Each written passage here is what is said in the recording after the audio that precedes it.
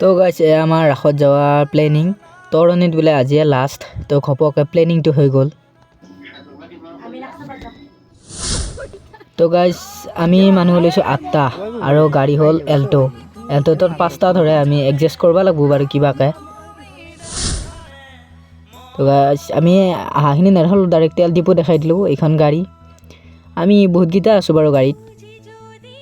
মই পুৰা আগৰ ফালৰ পৰা দেখাই আছোঁ তো আছে ট্ৰেফিক হ'ল এটা আমি মানে এইখিনি কি জায়গা বুলি কয় ৰাখৰ ওচৰলৈ আহি পাইছোঁ বহুত ট্ৰেফিক হৈ আছে তাতে গাড়ী বোলে ভিতৰত সোমাব নিদিয়া তো 1 কিলোমিটাৰ মান বোলে খোজ কাঢ়িবই লাগিব তো পাৰ্কিং চাই আছে লাহে লাহে আপোনালোকে ৰঙিয়া তৰণিত ৰাস চাই পাইছে নে কমেণ্ট এটা কৰি জনাবচোন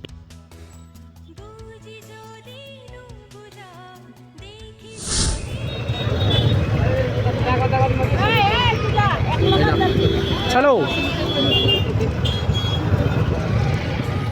তো গাইছ গাড়ী পে নামি এটা ৰাস্তাৰ ক্ৰচিং কৰি আছোঁ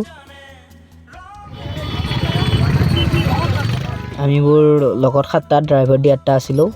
বহুত মানুহ আছে ৰাস্তাতে এইখন মেইন গেট পাইছোঁ আৰু তো গাইছ এন্ট্ৰি কৰিম আৰু দিয়ক এটা এন্ট্ৰি কৰিম আৰু গেটত আপোনালোক চেষ্টা কৰিম দেখাবলৈ আপোনালোকে চাই থাকক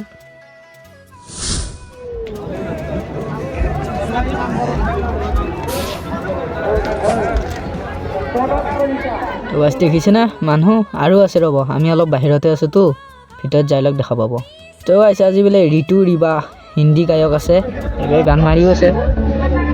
কাষত আহিছে যিহেতু মূৰ্তি চাৱাটো কৰ্তব্য তাৰ বাবে আমি মূৰ্তি চাইডৰ ফালে আহিলোঁ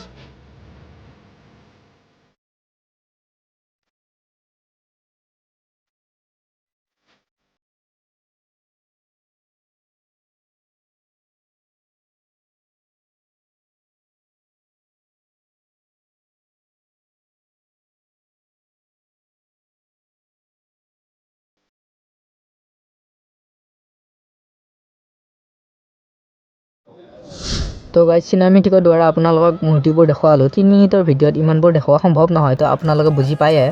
এতিয়া আমি মূৰ্তিৰ ওচৰতে আছোঁ বাৰু এতিয়া আমি ঘৰলৈ যোৱাৰ প্লেনিং কৰিলোঁ হোটেলখনত বহিলোঁ বাৰু